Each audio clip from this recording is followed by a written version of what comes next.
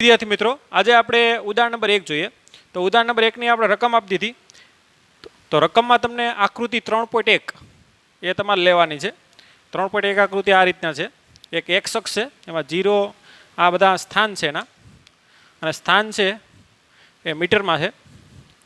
તમને કીધું કે કોઈ એક કાર છે, એ કાર છે ઓ થી ક્યાં જાય છે? તો કે પી જાય છે. અહીં પી તમને દર્શાવેલો છે.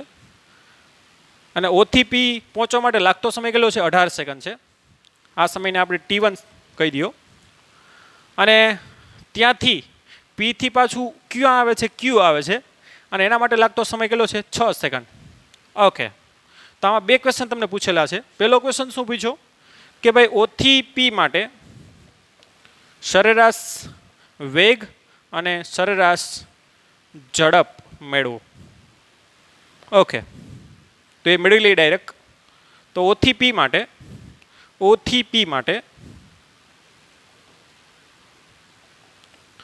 પથ લંબાઈ કેટલી થાય? પથ લંબાઈને ડી કહી દઈએ. પથ લંબાઈ કેટલી થાય? તો કે 360 મીટર. અને ઓ થી પી માટે સ્થાનાંતર પણ કેટલું થાય? સ્થાનાંતર ડેલ્ટા એક્સ કહી દો. ડેલ્ટા એક્સ બરાબર અંતિમ સ્થાન x2 માઇનસ x1, એટલે કે અંતિમ સ્થાન 360 માઇનસ પ્રારંભિક 0, એટલે એ પણ કેટલું થાય? 360 મીટર. બંને કેવા થાય? સેમ થાય. માટે સરેરાશ ઝડપ બરાબર શું થાય? તો કે પથ લંબાઈના છેદમાં શું થાય? સમયગાળો. તો પથ લંબાઈ કેટલી છે આપણી પાસે? 360. અને સમયગાળો કેટલો છે ઓ થી પીમાં પહોંચવા માટે? તો કે 18 સેકન્ડ. તો 18 દુ 36, એટલે કેટલા થાય? 20 મીટર પર સેકન્ડ. આમ તમારી ઝડપ છે એ કેટલી થશે? 20 મીટર પર સેકન્ડ. એટલે કે 1 સેકન્ડમાં 20 મીટર કાપશે, 2 સેકન્ડમાં 40 મીટર, 3 સેકન્ડમાં 60 મીટર. એવી રીતે 18 સેકન્ડમાં કેટલું કાપ નાખશે? 360. તો એ રીતે પ્યોર સેન્સ પણ હોવી જરૂરી છે. અને સરેરાશ વેગની વાત કરીએ તો સ્થાનાંતરના છેદમાં શું થાય? સમયગાળો. આપણી પાસે સ્થાનાંતર છે કેટલું? તો કે એ પણ 360 જ છે. અને છેદમાં એના માટે લાગતો સમય પણ કેટલો છે? 18 સેકન્ડ. એટલે એ પણ કેટલો થશે? તો કે 20 મીટર પર સેકન્ડ. આમ બંને કેવા આવશે? સરખા આવશે. કેમ કે જ્યારે પણ કાર છે એક જ દિશામાં જતી હોય અને સીધો રસ્તો હોય, એટલે કે સુરેખ પથ ઉપર ગતિ હોય અને એક જ દિશામાં જાય, ત્યારે સ્થાનાંતર અને પથ લંબાઈ સરખી થાય. માટે ઝડપ અને વેગ કેવું આવશે? સરખું. પણ કાર વળે, એટલે કે કાર છે પી થી હવે ક્યુ આવે, એના માટે આપણે મેળવીએ. તો એ દાખલો પણ તમને પૂછેલો છે. ચાલો, તમને શું કીધું કે કાર ઓ થી ક્યાં જાય? પી જાય, અને પી થી પાછી ક્યુ આવે. એના માટે શું મેળવો? સરેરાશ ઝડપ અને સરેરાશ વેગ મેળવો. આ તમારો બીજો ક્વેશ્ચન બી. તો ઓ થી પી અને પી થી ક્યુ આવે, તો એના માટે પથ લંબાઈ કેટલી થાય? પહેલાં તો પથ લંબાઈ બરાબર શું થાય? ઓપી વત્તા પી ક્યુ, એટલે કે 360 વત્તા પી ક્યુ કેટલું છે? પી થી ક્યુ 40, 40 અને 40, કેટલું થાય? 120. પી ક્યુ કેટલું થશે? 120. 240 થી 280 છે, 280 થી 320, એટલે 40, 40 અને 40 કેટલા થાય? 120. એટલે 360 વત્તા 120 એટલે 0, 6 ને 2 8, અને 400 ને કેટલું થાય? 80 મીટર. ઓકે, અને સ્થાનાંતર કેટલું થશે? સ્થાનાંતર ડેલ્ટા એક્સ બરાબર શું થાય? x2 માઇનસ x1, એટલે કે અંતિમ સ્થાન ક્યાં છે આપણું? ધ્યાન આપજો, ઓ થી ક્યાં ગયા? ક્યુ ગયા ને તમે પ્રારંભમાં. ઓ થી પી ગયા ને પી થી ક્યુ, એટલે અંતિમ સ્થાન તમારું ક્યુ ઉપર છે. એટલે કે અંતિમ સ્થાન કેટલું છે? 240. પ્રારંભમાં ક્યાં હતા? ઓ ઉપર, એટલે 0. એટલે તમારું સ્થાનાંતર કેટલું થાય? 240 મીટર. માટે સરેરાશ ઝડપની વાત કરીએ તો એ શું આવશે? પથ લંબાઈ ના છેદમાં સમયગાળો. પથ લંબાઈ કેટલી છે અહીંયા? તો કે 480 છેદમાં સમયગાળો કેટલો છે? ધ્યાન આપજો. હવે સમયગાળો બેયનો સરવાળો. કેમ કે ઓ થી પીમાં 18 સેકન્ડ અને પી થી ક્યુમાં કેટલું? 6 સેકન્ડ. એટલે 18 ને 6 24. સમયગાળો કેટલો થાય? 24. T1 વત્તા T2, એટલે 24 દુ કેટલા થાય? 48. એટલે કેટલા આવશે 20 મીટર પર સેકન્ડ. આમ તમારી ઝડપ છે એ કેટલી આવશે 20 મીટર પર સેકન્ડ. અને અહીંયા વેગ મેળવી લઈએ. સરેરાશ વેગ બરાબર સ્થાનાંતરના છેદમાં શું થાય સમયગાળો. સ્થાનાંતર કેટલું છે અહીંયા મેળવેલું જ છે 240 છેદમાં સમયગાળો કેટલો છે તો કે 24 તો કેટલો આવશે 10 મીટર પર સેકન્ડ. કારણ કે કાર છે ને વળી ગઈ એટલે શું થાય તો કે પથ લંબાઈ વધે પણ સ્થાનાંતર શું થશે ઘટશે. આમ છે એ સ્થાનાંતર ધ્યાન આપજો. અહીંથી બે કોન્સેપ્ટ પણ નવા બહાર આવે કે ભાઈ સ્થાનાંતર છે અથવા તો પથ લંબાઈ એ સ્થાનાંતર કરતાં કેવું હોય કાં તો સ્થાનાંતર જેટલું હોય એક જ દિશામાં ગતિ કરતું હોય વળે નહીં ત્યાં સુધી પથ લંબાઈ અને સ્થાનાંતર કેવું હોય સરખા હોય. જો કાર વળી ગઈ તો તમારું સ્થાનાંતર શું થઈ જાય ઘટી જાય પણ પથ લંબાઈ તો શું થાય આ રીતે વધે. એટલે પથ લંબાઈ અને સ્થાનાંતર કાં તો બે સેમ હોય કાં તો હંમેશા પથ લંબાઈ કેવી હોય વધારે હોય. એટલે આનો મતલબ શું થાય greater than or equal to. કાં તો શું હોય પથ લંબાઈ મોટી હોય કાં તો બંને કેવો હોય બરાબર હોય. માટે તમે આમ પણ લખી શકો કે ભાઈ ઝડપ કાં તો શું હોય વેગ જેટલી હોય કાં તો ઝડપ હંમેશા કેવી હોય વધારે હોય. તો આ રીતે તમે લખી શકો બરાબર. તો આ એક કોન્સેપ્ટ પણ આ દાખલામાંથી બહાર આવ્યો કે પથ લંબાઈ અને સ્થાનાંતર કાં તો સરખા હોય કાં તો પથ લંબાઈ હંમેશા કેવી હોય મોટી જોવાની છે બરાબર. માનો કે અહીંથી આમ જાઓ તો પથ લંબાઈ અને સ્થાનાંતર સરખું થાય પાછી અહીંથી અહીંયા આવી ગયા તો પથ લંબાઈ દાખલા કે 10 મીટર છે એથી ક્યાં ગયા બી અને બીથી પાછા એ તો પથ લંબાઈ 20 મીટર થાય સ્થાનાંતર કેટલું થાય 0. એથી બી માટે પથ લંબાઈ પણ 10 અને સ્થાનાંતર પણ 10 એટલે એક જ દિશામાં જો ગતિ થતી હોય ને તો સ્થાનાંતર અને પથ લંબાઈ સરખા હોય. જો વળી જાય વન ડાયમેન્શનલ મોશનની વાત છો. વન ડાયમેન્શનલ એટલે કે એક પરિમાણિક ગતિ એટલે કે સુરેખ પથ ઉપર ગતિની જ વાત છે અહીંયા. જ્યાં સુધી એક્સ અક્ષ ઉપર જ કાર જતી હોય ને ત્યારે શું હોય સ્થાનાંતર ને પથ લંબાઈ સરખા હોય એટલે વેગ અને ઝડપ કેવી આવે સરખી આવે. પણ જો કાર એક્સ અક્ષ ઉપરથી આમ વળી ગઈ અને ઋણ એક્સ અક્ષ તરફ જવા માંડી તો સ્થાનાંતર ઘટીએ પથ લંબાઈ શું થાય વધે કે ઓલવેઝ કેવી હોય ધન હોય. તો આ રીતે નવા બે કોન્સેપ્ટ બહાર આવે જે આપણા માટે અતિ ઉપયોગી છે. લાસ્ટમાં તમારે લખવાના પણ છે. ઓકે તો આ થઈ ગયો ઉદાહરણ નંબર 1. હવે સ્વાધ્યાયનો આપણે પહેલો દાખલો જોઈએ. આ લખી લ્યો. હવે સ્વાધ્યાયનો આપણો પહેલો દાખલો. સ્વાધ્યાયના પહેલા દાખલામાં તમને કીધું કે અલગ અલગ 4 તમને રકમ આપેલી છે. એમાં કીધું કે કેમાં આપણે પદાર્થને બિંદુવત કણ તરીકે લઈ શકાય એમ. તો આપણે ઓલરેડી કણની સંકલ્પના જે ભણ્યા એના ઉપરથી આપણે આન્સર આપવાનો છે. કણની સંકલ્પના આપણે ખ્યાલ જ છે તો એના આધારે આપણે જવાબ આપવાની પ્રયત્ન કરીએ. પહેલાં તમને કીધું કે બે સ્ટેશન વચ્ચે વગર ઝટકે ગતિ કરતી ટ્રેન છે તો ટ્રેનને આપણે કણ તરીકે લઈ શકાય. તો તમે આરામથી એનો જવાબ આપી શકો કે ભાઈ બે સ્ટેશનો વચ્ચેનું અંતર કંઈ 1 કિલોમીટર 2 કિલોમીટર તો ના હોય. બે સ્ટેશનો વચ્ચેનું અંતર કેવું હોય વધારે જ હોય.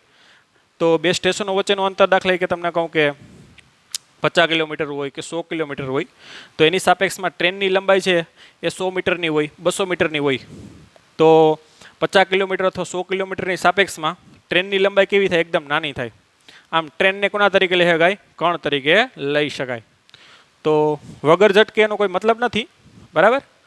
તો પહેલામાં શું લખશો કે ભાઈ ટ્રેનને કણ તરીકે લઈ શકાય. હવે બીજું છે કે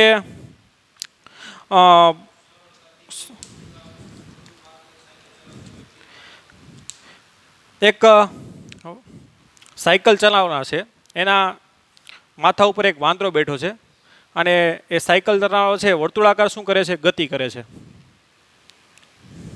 આ રીતે શું કરે છે ગતિ કરે છે બરાબર. સાયકલ ઉપર એ વ્યક્તિ છે અને વ્યક્તિના માથા ઉપર શું છે વાંદરો છે અને વાંદરા છે એને કણ તરીકે લઈ શકો કે નહીં એમ. તો હવે વર્તુળાકાર ગતિ કરતો હોય તો સાયકલે ઘણું બધું અંતર કાપી લીધું હોય એમ ખ્યાલ આવ્યો. તો એની સાપેક્ષમાં વાંદરાનું જે લંબાઈ છે એકદમ કેવી હોય નાની હોય. તો તમે વાંદરાને કોના તરીકે લઈ શકો કણ તરીકે લઈ શકો. એ કે વર્તુળા માર્ગમાં ગતિ કરતો હોય વારંવાર વર્તુળામાં ચક્કર કાપે તો ઘણું બધું અંતર કાપી લે સાયકલ. તો એ અંતરની સાપેક્ષમાં વાંદરોનું લંબાઈ કેવી હોય એકદમ ઓછી કહી શકો. આમ વાંદરાને કોના તરીકે લઈ શકાય? કણ તરીકે લઈ શકાય. તો તમે લખી શકો કે વાંદરાને બિંદુવત કણ તરીકે લઈ શકાય.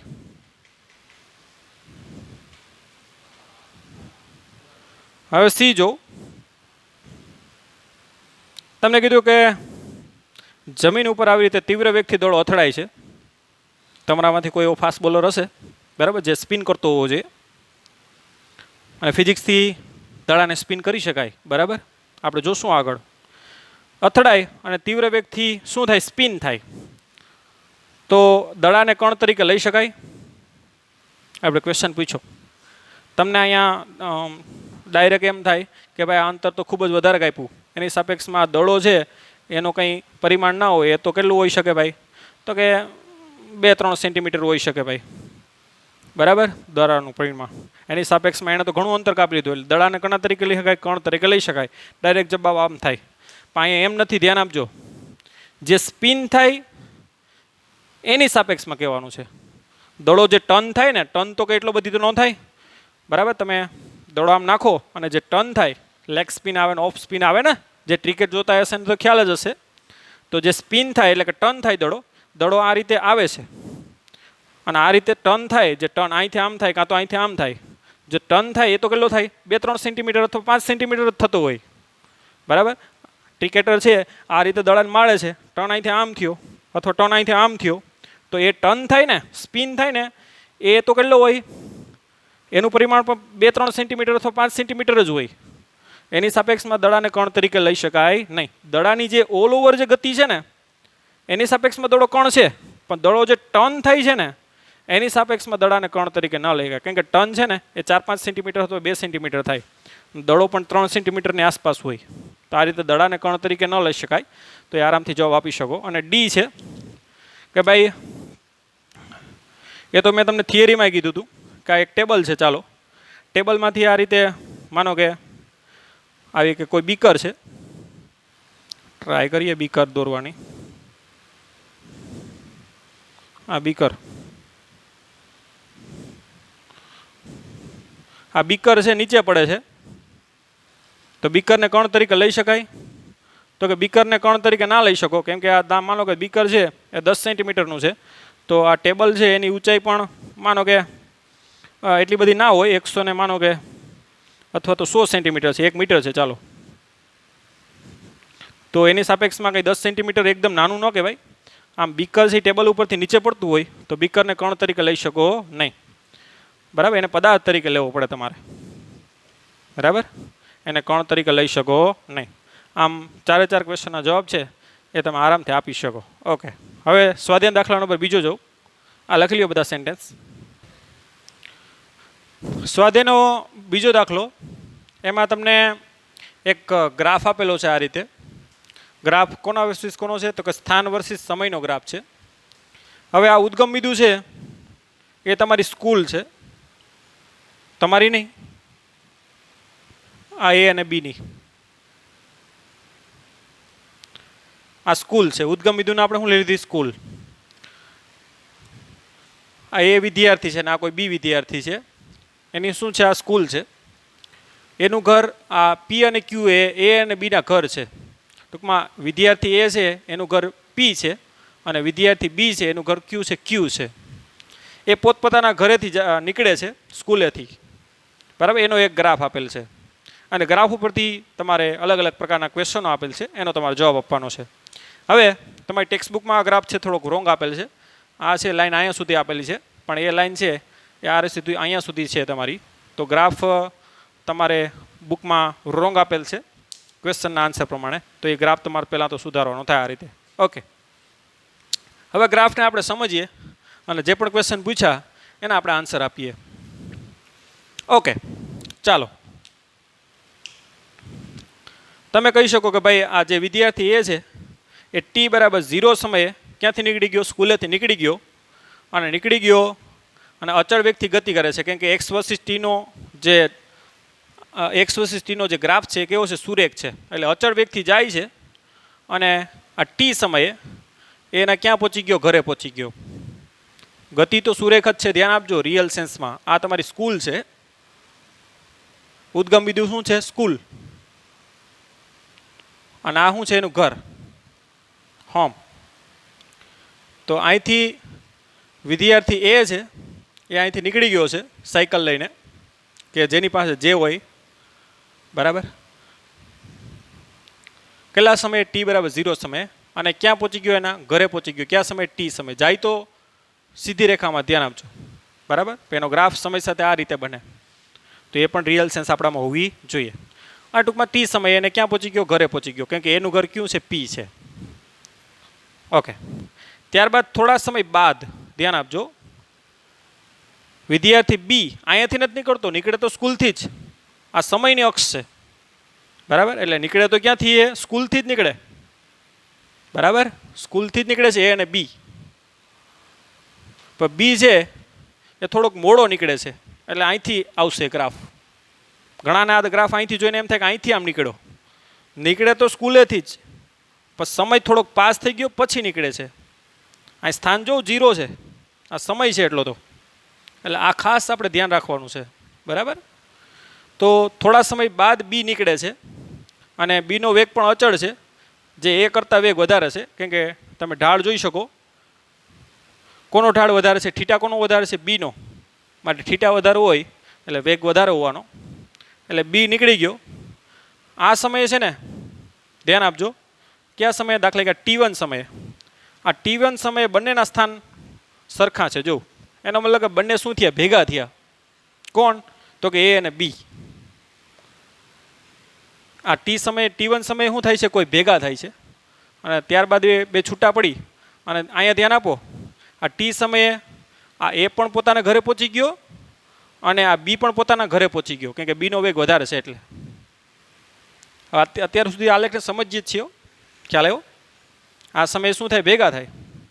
બીનો વેગ વધારે હોવાથી બે એક જ સમયે ક્યાં પહોંચી જાય? ઘરે પહોંચી જાય. જો આ સમયે એ બી છે એ એના ઘરે પહોંચી ગયો, અને એ છે એ એના ઘરે પહોંચી ગયો. હવે આરામથી તમે બધા ક્વેશ્ચનના જવાબ આપી શકો. ઓકે. પહેલો ક્વેશ્ચન તમને શું પૂછ્યો? કે કોણ શાળાની નજીક છે? પહેલો ક્વેશ્ચન શું પૂછ્યો? એ કે બી, કોણ શાળાની નજીક છે? તો તમે જોઈ શકો, એ તો ખ્યાલ જ આવી જાય કે પી છે એ નજીક છે, અને ક્યુ છે એ શું છે? દૂર છે. કેમ કે આ સ્થાન છે સ્કૂલથી. સ્કૂલથી કોનું સ્થાન નજીક છે? પીનું. આ પી કોનું ઘર છે? એનું. એટલે એ છે એ સ્કૂલથી નજીક છે. કોના કરતાં? એ અહીં બીની જ વાત આવે. બી કરતાં સ્કૂલની કેવો છે? નજીક છે એનું ઘર, બરાબર. બીજો ક્વેશ્ચન. બીજા ક્વેશ્ચનમાં શું કીધું? કે ભાઈ કોણ શાળાએથી વહેલું નીકળે છે? તો તમે જોઈ શકો કે ટી બરાબર 0 સમય એ નીકળી ગયો, અને થોડા સમય બાદ બી નીકળે છે.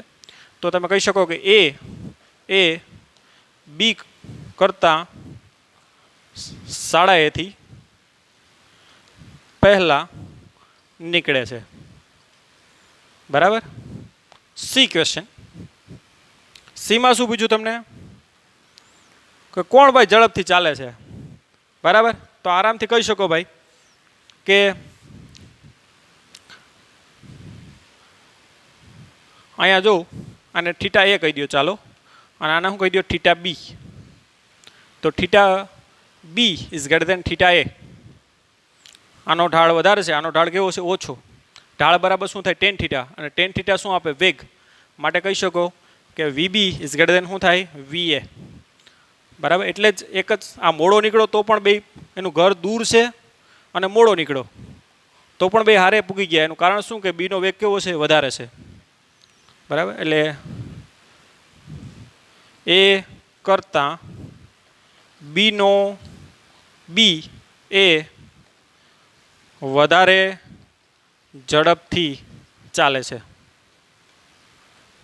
એ કરતાં બી એ વધારે ઝડપથી ચાલે છે. ઓકે. આપણી પાસે કોન્સેપ્ટ છે જ, બરાબર.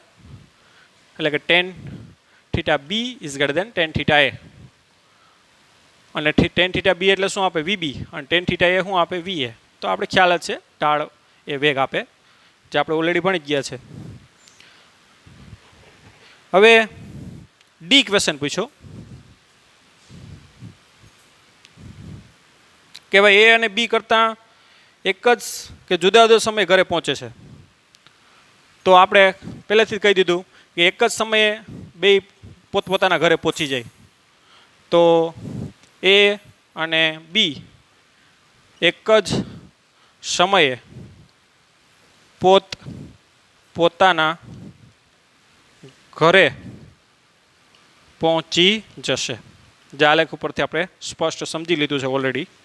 ઓકે, ઈ એ અને બી અને એ કેટલી વખત, એક વખત કે બે વખત આગળ નીકળી જાય.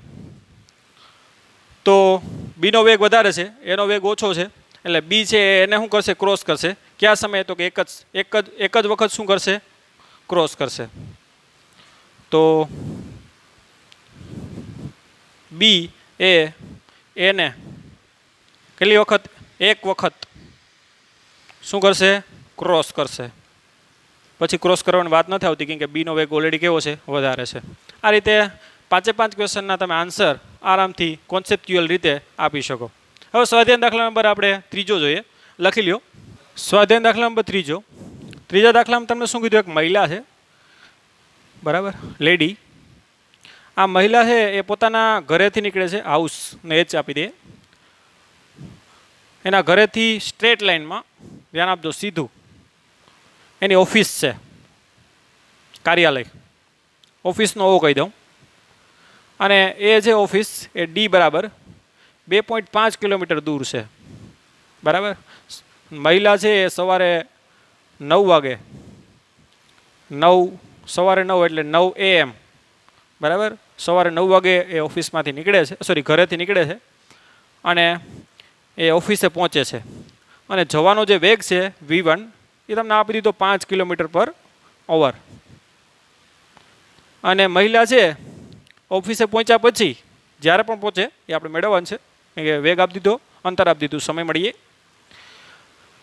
એ સાંજે 5 વાગ્યા સુધી, એટલે 5 PM, સાંજે 5 વાગ્યા સુધી ક્યાં સુધી રહી, ઓફિસમાં રહી છે. ત્યારબાદ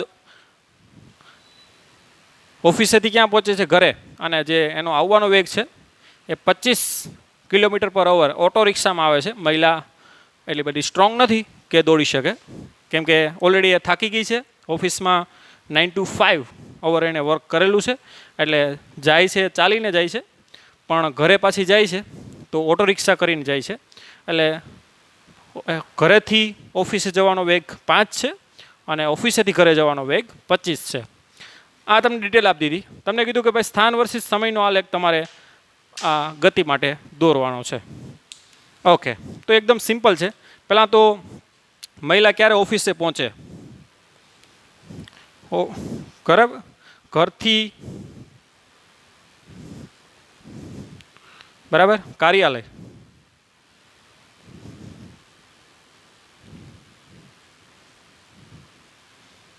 એ પહોંચવા માટે લાગતો સમય T1 હોય તો આપણે ખબર છે વેગ બરાબર શું થાય, અથવા ઝડપ બરાબર શું થાય. સીધી રેખામાં છે એટલે વેગ અને ઝડપ સરખું હોવાનું, કેમ કે પથલમાઈ સ્થાનાંતર સરખું થાય. એટલે ઝડપ બરાબર શું થાય, કાપેલો અંતરના છેદમાં સમયગાળો. માટે સમયગાળો T1 બરાબર ડીના છેદમાં શું થાય, V1. એટલે કે ડી કેટલું છે, 2.5 કિલોમીટર, અને V1 પણ તમને 5 km/h છે, કિલોમીટરમાં જ છે, બરાબર. આ કિલોમીટરમાં, આ પણ કિલોમીટરમાં. 1 મીટરને 1 કિલોમીટરમાં હોય તો ફેરવવું પડે, અહીં કોઈ ફેરવવાની જરૂર નથી. સમય જે આવશે તમારો કલાકમાં આવશે, કેમ કે આ કલાકમાં છે, ધ્યાન આપજો. એટલે 2.5/5 એટલે કેટલું આવશે, 0.5 કલાક. 0.5 કલાક એટલે કેટલી મિનિટ થાય, 5 મિનિટ. 5 મિનિટ ન થાય, અડધી કલાક એટલે 30 મિનિટ થાય, ગુણ્યા 60 કરવા પડે, બરાબર. 1 કલાક એટલે 60 મિનિટ, તો 0.5 કલાક એટલે કેટલી, તો ગુણ્યા 60 કરો એટલે કેટલી આવશે, 6 × 5 = 30, એટલે કે 30 મિનિટ. ઓકે, તો ટૂંકમાં 9 વાગ્યાથી નીકળી તો અહીંયા કેટલા વાગે પહોંચી જશે, 9:30 વાગે એ ઓફિસે પહોંચી જાય, કાર્યાલયમાં. ત્યારબાદ એ 5 વાગ્યા સુધી ક્યાં રહી છે, ઓફિસે રહી છે અને 5 વાગે પાછી ઘરે જવા નીકળે છે, તો કાર્યાલયથી ઘરે પહોંચવા માટે લાગતો સમય T2 હોય તો આપણે ખબર છે એનો ઘરે જવા માટેનો જે ઝડપ છે અથવા વેગ છે એ V2 બરાબર શું થાય? કાપેલું અંતર, ઝડપ બરાબર કાપેલું અંતરના છેદમાં સમયગાળો T2. માટે T2 બરાબર શું થાય? D ના છેદમાં V2. આ તો કેટલું છે? 2.5. ઘરે જવાનો વેગ કેટલો છે? ઓટો રિક્ષા કરીને જાય છે 25, એટલે કેટલો આવશે? 0.1 કલાક. 0.1 કલાક એટલે કેટલી મિનિટ? 0.1 કલાક એટલે કેટલી મિનિટ? 1 મિનિટ ગુણ્યા 60 એટલે કેટલી આવશે? 6 મિનિટ. તો ટૂંકમાં 5 મિનિટ ઘરે પાછી કેટલી? 5 મિનિટ અને 5 કલાક અને 6 મિનિટે ઘરે પહોંચી જાય. તો હવે આલેખ દોરવો હોય તો આરામથી ડ્રો કરી શકાય. આ બાજુ લઈ લ્યો સ્થાન, આ બાજુ લઈ લ્યો સમય. કેમાં છે? તો કે કલાકમાં. સ્થાન કેમાં છે? તો કે કિલોમીટરમાં. સ્થાન ક્યાં આપણું કહી દઉં. ઘર છે ને એના અહીં ઉદ્ગમ બિંદુમાં લઈ લ્યો આ ઘર, હાઉસ. અને ઓફિસ છે એ કેટલી છે? ઓફિસ 2.5 કિલોમીટર છે. 2.5 કિલોમીટર. ઓકે. અને અહીંથી સમય લઈ લ્યો. સમય ઘરેથી કેટલા વાગે નીકળે? 9 વાગે. એટલે 9 વાગ્યા છે ને એ તમે અહીં ઉદ્ગમ બિંદુથી સ્ટાર્ટ કરી દો. એટલે 9, પછી આ 10, 11, 12, 1, 2, ઘડિયાળના જે કાંટા હોય એ પ્રમાણે. 12 વાગ્યા પછી 1 આવે ને, 3, આ 4, આ 5, અને સાંજે કેટલા વાગ્યા? 6. ધ્યાન આપજો. અહીંયા સુધી AM-માં છે ને અહીંથી પછી PM-માં આવી જાય. સાંજે PM. બરાબર? ઓકે. 9 વાગ્યાથી ઘરે નીકળે. કેટલા વાગે? તો કે 9:30 વાગે. એટલે 9:30. કારણ કે જવામાં કેટલો સમય લાગે?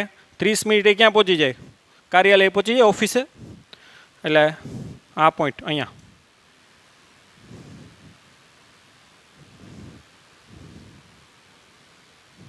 ઓકે. આ તો એનો શું આવશે? વેગ આવશે. અને એ વેગ આપણે આપી દીધો 5 કિલોમીટર/અવર. બરાબર? 9 વાગે ક્યાં પહોંચી જાય? ઓફિસે પહોંચી ગઈ ને? 9:30 વાગે. 9 વાગે ઘરેથી નીકળી, 9:30 વાગે ક્યાં પહોંચી ગઈ મહિલા? ઓફિસે. હવે 9:30 વાગ્યાથી લઈ અને 5 વાગ્યા સુધી એ ઓફિસે સ્થિર છે. અંદર આટા મારતી હોય, ઓફિસમાં સ્થિર છે.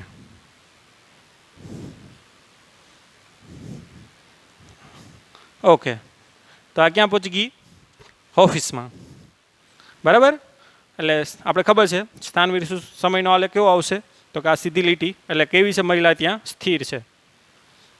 હવે 5 વાગે એ ઓફિસથી નીકળે છે અને 6 મિનિટમાં ક્યાં પહોંચી જાય? ઘરે પહોંચી જાય, જે ઓલરેડી મેળવી દીધો. એટલે 5 વાગ્યા અને 6 મિનિટ એટલે અહીંયા જ આવશે. આ સમય કેટલો આવશે? 5 વાગ્યા અને 6 મિનિટ.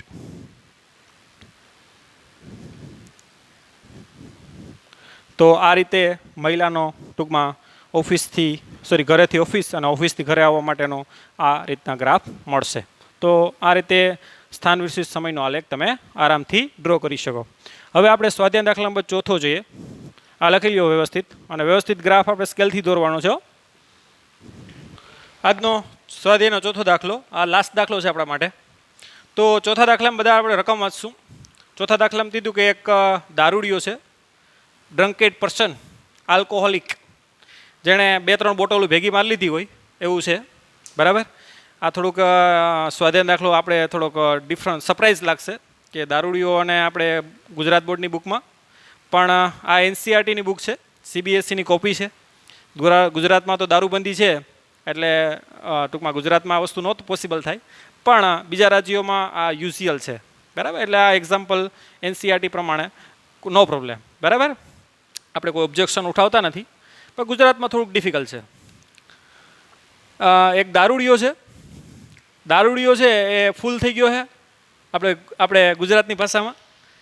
ખાસ કરીને કાઠિયાવાડી ભાષામાં ફૂલ થઈ ગયો છે. અને ફૂલ થઈ અને સાંકડી ગલીમાં જાય છે. જો સાંકડી ગલી ન હોય તો પડી જાય, એટલે તમને કીધું છે કે સાંકડી ગલીમાં જાય છે. અને આ દારૂડિયો સ્ટ્રેટ લાઇનમાં 5 પગલાં આગળ જાય છે.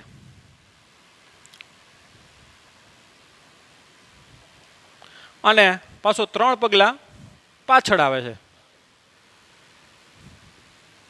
5 પગલાં ક્યાં જાય? આગળ જાય. અને 3 પગલાં ક્યાં જાય? પાછળ જાય. I am not a drinked person. Okay, 5 પગલાં આગળ જાય છે અને 3 પગલાં પાછળ આવે છે. આ એક પગલું 1 મીટરનું છે, ધ્યાન આપજો. અને એના માટે લાગતો સમય કેટલો છે? x second. 1 મીટર એટલે બહુ વધારે થાય, ક્યારેક ટ્રાય કરજો. દારૂડિયો થોડોક હાઇટમાં છે. ઓકે, તો 5 પગલાં આગળ એટલે 5 મીટર આગળ કાપે છે.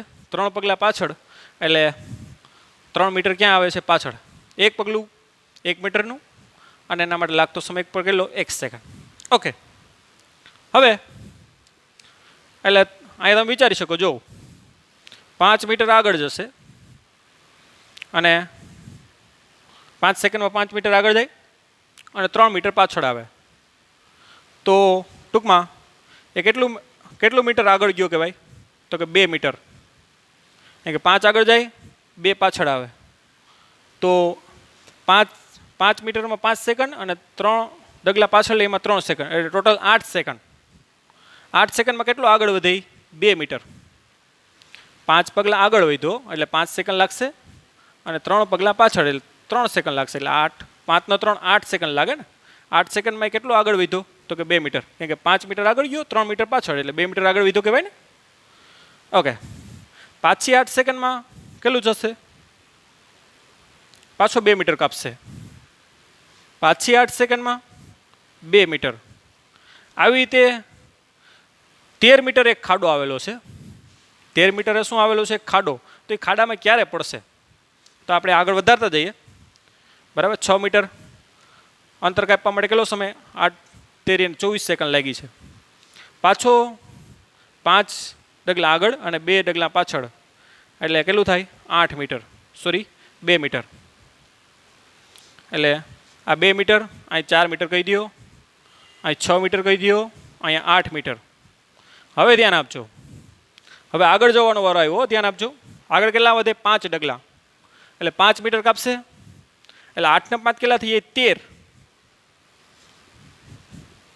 એટલે 5 ડગલામાં કેટલી સેકન્ડ લાગે? 5 સેકન્ડ લાગશે. પાછોડવાનો એનો સમય નહીં મળે, કેમ કે તા તો ખાડો આવી જાય. 3 ડગલા પાછળ આવી શકશે નહીં. પેલી 8 સેકન્ડમાં 2 મીટર, પાછી 8 સેકન્ડમાં 2 ને 2 4 મીટર, પાછી 8 સેકન્ડમાં 6 મીટર, પાછી 8 સેકન્ડમાં 8 મીટર પહોંચી ગયો. હવે આગળ વધવા એટલે 5 ડગલા આગળ વધે એટલે 8 ને 5 કેટલા થઈએ? 13. એટલે ક્યાં ગળીએ? ખાડામાં. પાછું 3 ડગલા પાછળ આવશે નહીં. બરાબર, નકર તો પાછું અહીંયા 10 મીટર આવે. બરાબર, પણ એ રોંગ થઈ જાય ને. એટલે ટોટલ કેટલી સેકન્ડ લાગે? 8 8 8 અને 8 ને 24, સોરી 8 સેકન્ડ પહેલા માટે,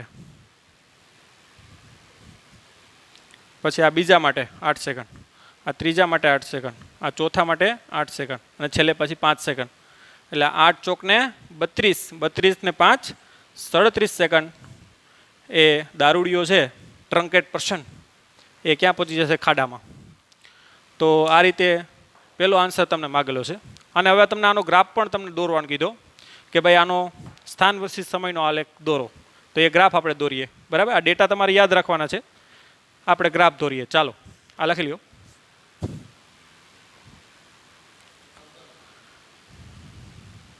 હવે સ્થાન વર્સિસ સમયનો આલેખ દોરીએ.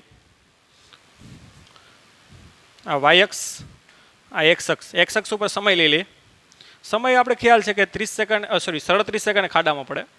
તો 5-5 ગેપ લઈ લ્યો. 5 10 15 20 25 આ 30 35 અને 40. ઓકે, સમય ટી કેમાં છે? સેકન્ડમાં. ઓકે, હવે 13 મીટરે ખાડો પડે છે એટલે આ રીતે લઈ લો.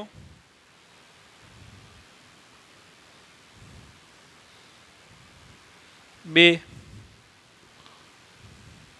4 6 8 10 12 અને 14 અહીં 13 આવી જશે. ઓકે, તો સ્થાન છે એ આપણું કેમાં છે? મીટરમાં. ઓકે, દારૂડિયો 5 ડગલા આગળ વધે તો કેટલી સેકન્ડ લઈ? 5 સેકન્ડ લઈ. તો 5 સેકન્ડમાં ક્યાં પૂગી ગયો હોય? 5 મીટરે. પહેલાં પ્રથમ 5 ડગલા આગળ એટલે 5 મીટર કાપે અને કેટલી સેકન્ડ લાગે? 5 સેકન્ડ. એ એક ડગલામાં 1 સેકન્ડ લાગે. તો 5 સેકન્ડ એ ક્યાં પૂગી ગયો હોય? 5 મીટરે. તો પેલો પોઈન્ટ અહીંયા આવશે અને વેગ અચળ છે એટલે આ કેવું આવશે? સુરેખ. ઓકે, હવે 3 ડગલા પાછળ આવે તો કેટલી સેકન્ડ લઈ? 3 સેકન્ડ. એટલે 5 નો 3 8 8 8 સેકન્ડ એ ક્યાં આવે? 3 ડગલા પાછળ. એટલે 5 માંથી 3 જાય તો કેટલા આવે? 2. એટલે અહીંયા પોઈન્ટ આવશે. બરાબર, તો આવ્યો પાછળ. બરાબર, હવે પાછો 5 ડગલા આગળ. 5 ડગલા આગળ એટલે પેલા સમય ગણો. 5 સેકન્ડ લઈ, 8 ને 5 13. 13 એટલે ક્યાં આવશે? તો કે અહીંયા.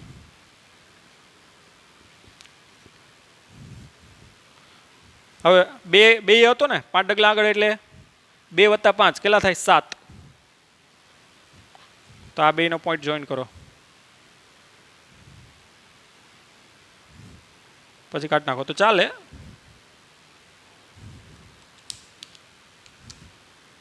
દારૂડિયા માટે સ્પેશિયલ પેન છે જ આપણી પાસે.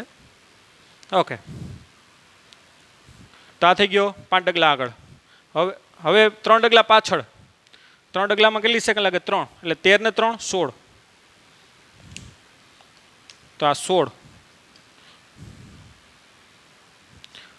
હશે ક્યાં? એ તો કે 3 ડગલા પાછળ એટલે 7 માંથી 3 જાય તો કેટલા વધે? 4.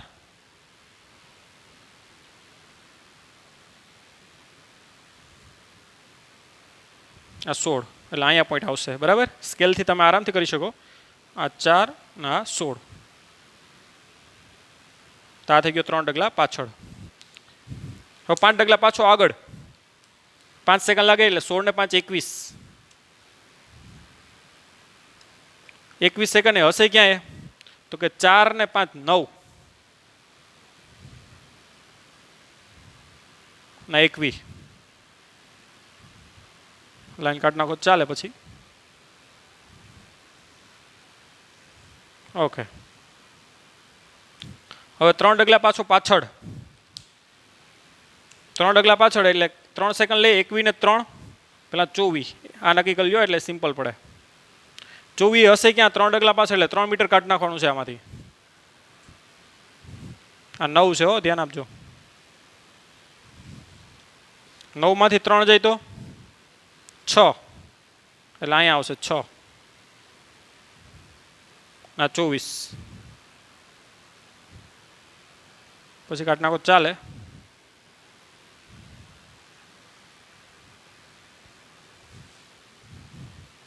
ઓકે, 9 માંથી 6 એટલે સેજ નીચે આવશે હજી. બરાબર, 6 છે, ધ્યાન આપજો કે નેક્સ્ટ આલેખમાં દોરવું પડે પાછું 6. ઓકે, હવે પાછો 5 ડગલા આગળ. 5 ડગલા આગળ એટલે કેટલી સેકન્ડ લઈ? 24 ને 5 29. પેલા સેકન્ડ નક્કી કરો. 5 ડગલા આગળ એટલે 5 મીટર. 6 ને 5 11. તો આ 11 અહીંયા આવશે અને 29. આને જોઈન કરી દો. બરાબર, ઓકે. હવે 3 ડગલા પાછળ એટલે 29 ને 3 32. 3 ડગલા પાછળ એટલે 3 મીટર કાઢો. 11 માં 3 જાય તો 8.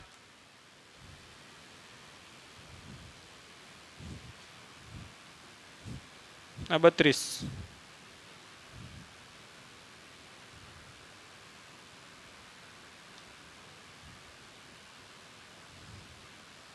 ઓકે, પાછો હવે 3 ડગલા આગળ.